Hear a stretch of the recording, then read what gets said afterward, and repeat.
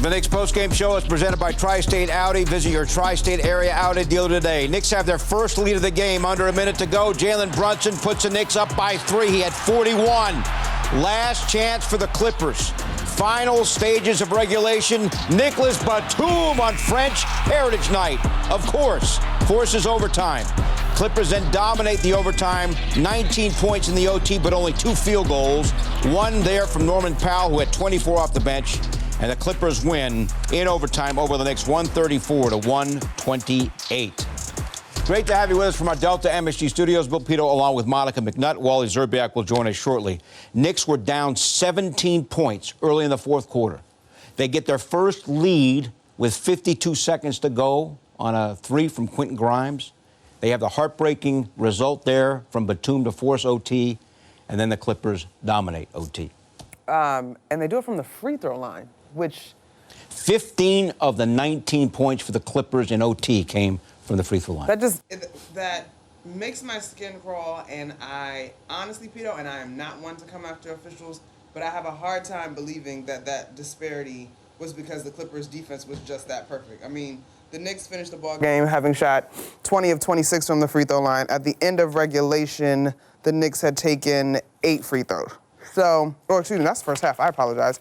At the end of regulation, they had taken 16. So I just don't think that the Clippers were that astute on defense, particularly after we have seen now multiple times the language that the officials use has to do with whether or not the play, the contact, disrupts the completion of the play. And so there's one in particular where I don't think Paul George was disrupted by the contact between Quentin Grimes, the foul that Quentin Grimes fouled out on. There was an attempt for Julius in the paint amongst the trees for that the Clippers defense has, that he clearly has contact from Nicolas Batum, and there's no whistle there. So that is an interesting conversation for me. I'm not going to go there entirely. Other than that, I will just say, as proud as I was of this team in the last minute as they closed the ball game or they made it closer and took the lead, I thought the play by Jalen to give it a 3-point lead showed so much growth because we've seen him kind of have that floater and it maybe not pan out.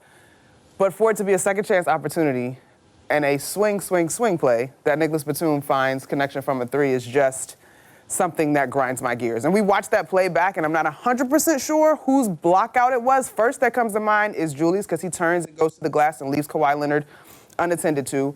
Then you've got RJ in the vicinity of the play, of the ball, with Kawhi Leonard, and he can't corral it. And then we know what happens from there. And so I think we continue to be reminded that the margin for error is so very small. Were there good things to take away from this game? Yes. But was that an emotional roller coaster? I told you this was a roller coaster. You're getting the full treatment. Get me off this ride! Get me off this ride! Well, if nothing else, it's entertaining. The Knicks have played a league-high 9 overtime games. 9 overtime games. They're now 3-6 in the OT. All right, let us take a look now at the fourth quarter. Again, the Knicks came all the way. Again, the Clippers, when they're healthy, they're elite, they're healthy, and the Knicks fought back.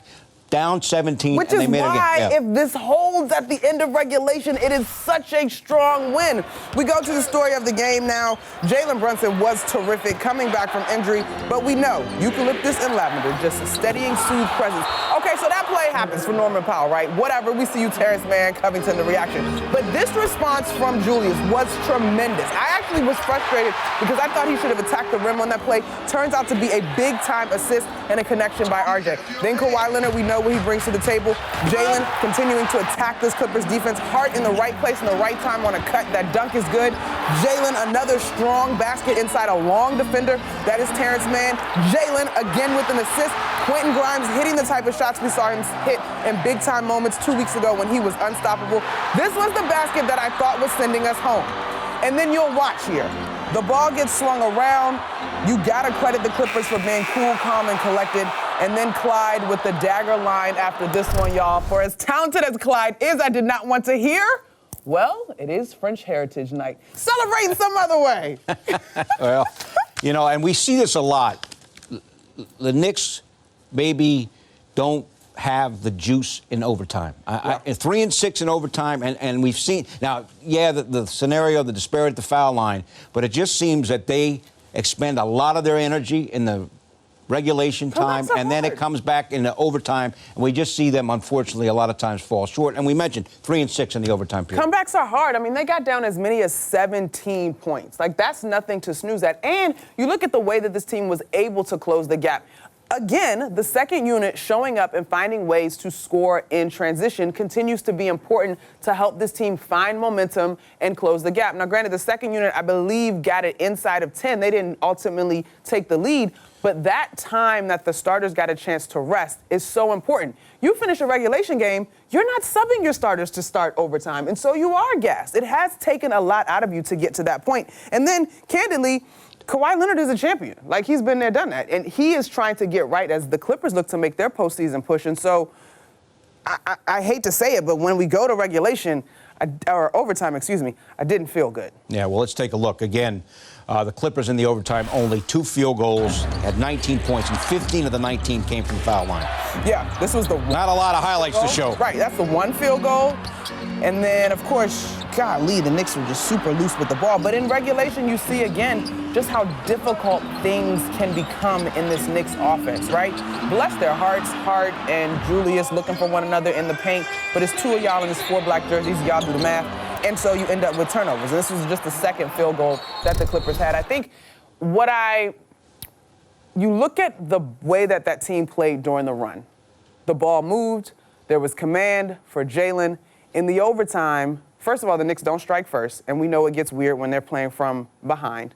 But it just becomes too cluttered in that overtime. You've got good ideas, but poor execution, and you simply cannot give the basketball away in overtime.